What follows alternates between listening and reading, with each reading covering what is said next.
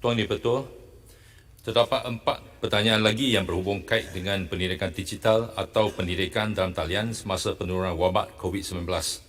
Oleh itu, izinkan saya menjawab pertanyaan pada hari ini serentak dengan pertanyaan daripada YB Tambun pada 19 November 2020, YB Moore pada 25 November 2020, YB Marang pada 1 Disember 2020 dan YB Pentulu pada 7 Disember 2020.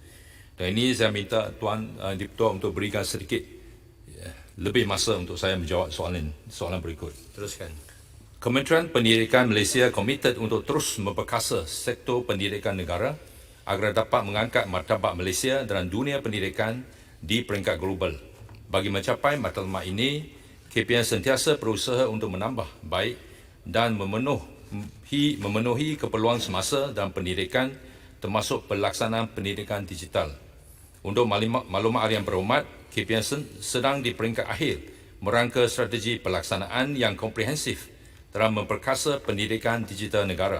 Antara tumpuan utama termasuklah meningkatkan akses internet di sekolah di seluruh negara dan juga keperluan pemilikan peranti oleh murid. Perkara ini adalah antara butiran yang dinyatakan dalam Pelanjawan 2021 yang telah dibentangkan pada 6 November 2020. Bagi meningkatkan capaian akses internet di sekolah, pembangunan infrastruktur dan pentarafan rangkaian telekomunikasi akan dilaksanakan di bawah inisiatif Jalinan Digital Negara ataupun JENDELA. Ini akan melibatkan 430 buah sekolah di seluruh negara.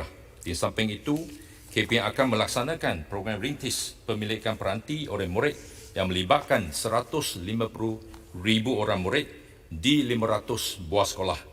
Program ini akan membolehkan murid mengikuti pembelajaran secara dalam talian dengan lebih berkesan. Selain itu, KBN juga telah mengambil kira keperluan meningkatkan kompetensi guru. Usaha ini dilaksanakan menerusi seksi webinar dan perkongsian video amalan terbaik guru dalam pengajaran dan pembelajaran. Tuan Yang Dipertua, pada masa ini KPM telah menyediakan Pelantar Pembelajaran Digital Educational Learning Initiative Malaysia ataupun TELIMA yang menyediakan pelbagai sumber pendidikan.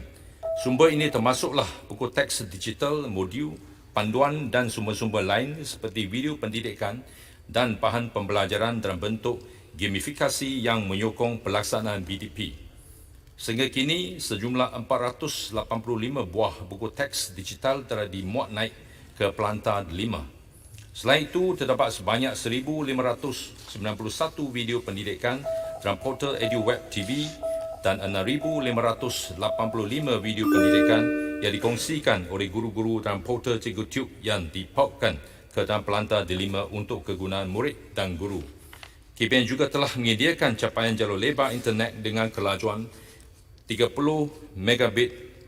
megabytes per second hingga 100 Mbps kepada 10,066 buah sekolah. Selain itu, KPM sedang dalam usaha menyediakan capaian internet melalui teknologi VSAT ataupun Very Small Aperture Terminal berkelajuan 30 Mbps pada 141 buah sekolah KPM yang masih tiada capaian internet kerana tiada infrastruktur internet jalur lebar di kawasan sekolah berkenaan. Pemasangan VSAT ini dijangka siap pada Mac 2021. Tuan Dipertua, mengenai aspek pelaksanaan pendidikan dalam talian semasa tempoh Perintah Kawalan Pergerakan PKP akibat penularan wabak COVID-19, sesi PDP tidak dapat dilaksanakan secara persemuka kerana operasi sekolah ditutup. Oleh demikian, KPM telah menyediakan akses pembelajaran kepada murid melalui kaedah home-based learning mengikut kesesuaian guru dan murid.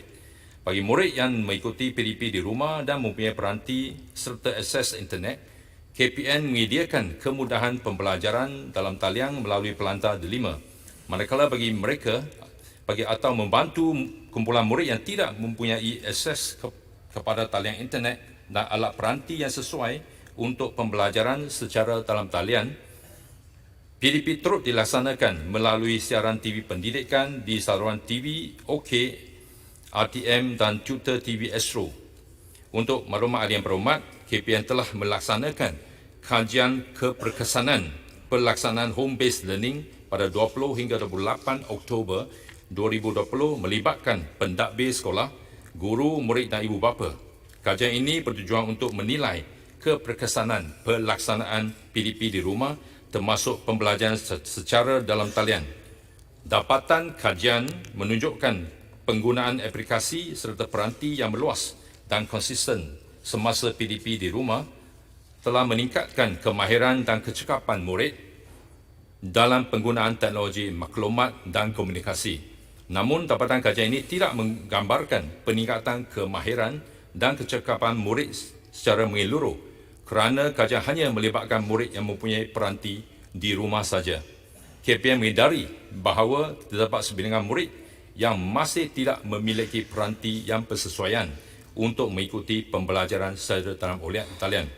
Oleh itu, pelaksanaan program rintis pemilikan peranti akan membolehkan murid mengikuti pembelajaran secara dalam talian dengan lebih berkesan.